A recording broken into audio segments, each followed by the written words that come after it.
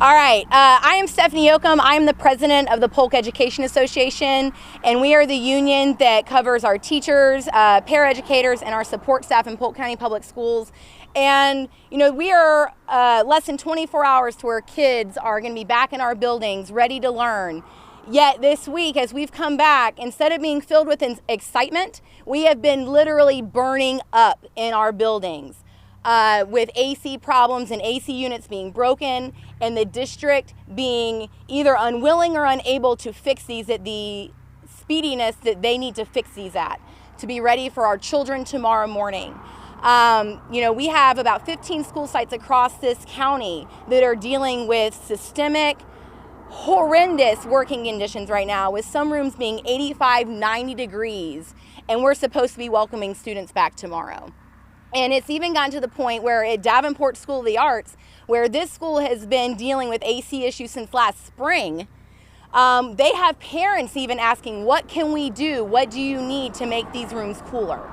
And so today we are here announcing that the Polk Education Association has filed a class action grievance against Polk County Public Schools in getting these AC units fixed and operable, not only for our own working conditions, but our working conditions are directly tied to our students' learning conditions. And right now, they are breaking our contract because our contract says that environments must be healthy and conducive to learning, and they are not right now. You cannot learn when you have 30 children in a room and that room is at 80 degrees. It's not happening.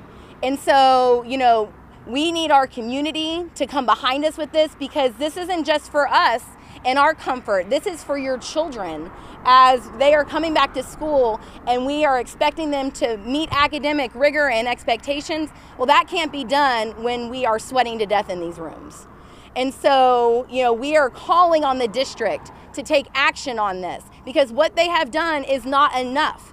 You know, right now the district has a self-imposed labor shortage for AC technicians because they don't pay them what they're worth. And so AC technicians don't work for Polk County Public Schools because they can get higher wages at private AC companies. And so the district cannot say, well, we just don't have enough people, or we have supply chains that are broken. We need a $2.3 billion corporation that Polk County Public Schools is to have the forethought and the compassion to have parts on hand. And if they don't have the staff through AC technicians to make this work, they better be contracting out services just like we do for all other types of services that are needed, that because of wages being suppressed, they can't hire for it in the public school system.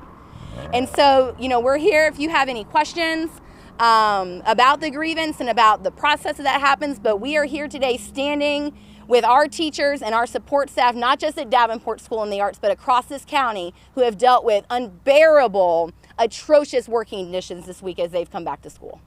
What are some of the conditions at Davenport here, this school here? So we have everywhere from ACs just being completely broken, and then the answer is, well, the work order's in, but we don't have the parts to fix it. Or the work order's in, we might have the parts, but you're on the list because we don't have enough people to actually come out and fix this.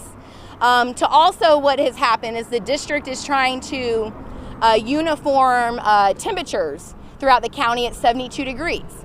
And so, and we also found through that, and this school is a testament to that, is that we had faulty thermostats that were saying that they were reading 72, yet the classrooms were 80, 85 degrees.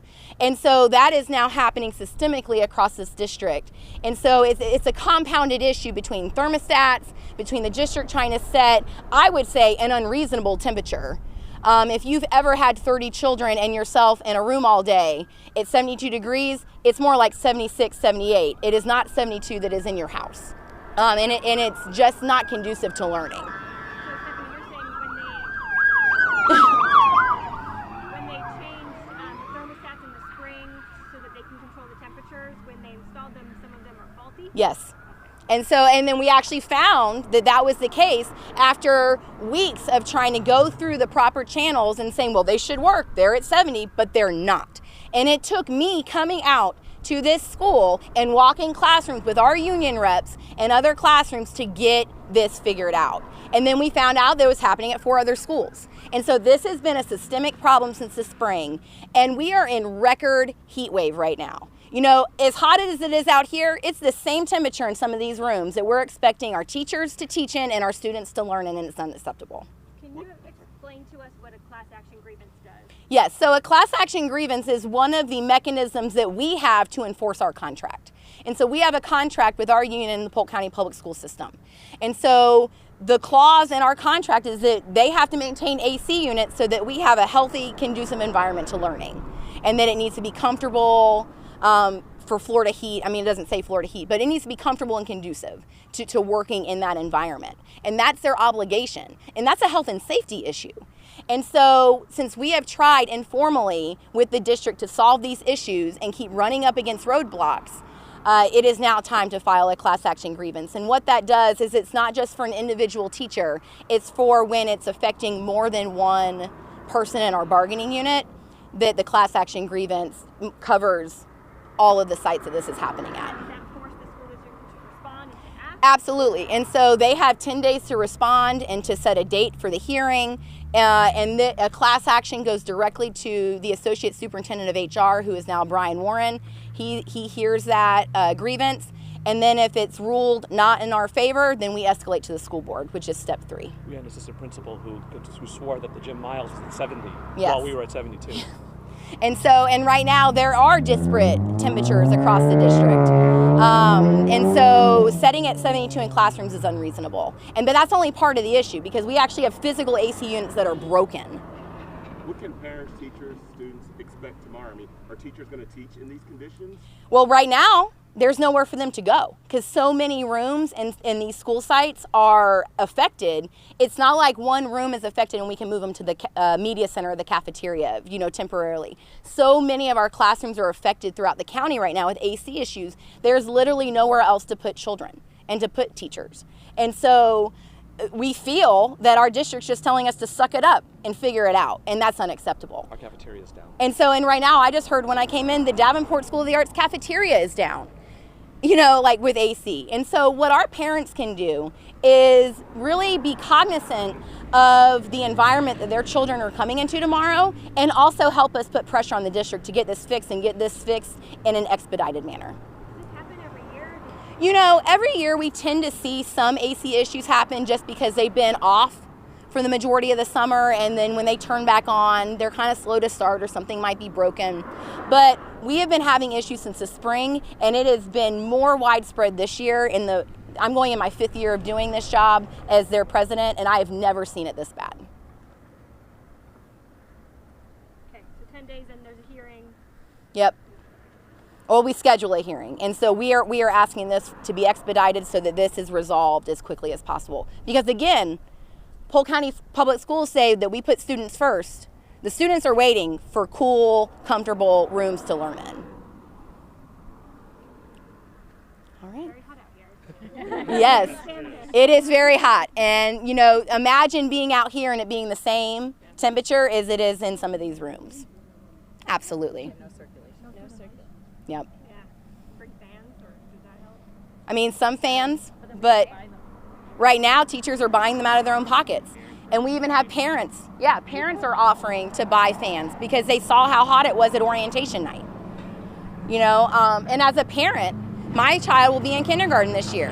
And while his school is not experiencing the systemic AC issues, it was hot.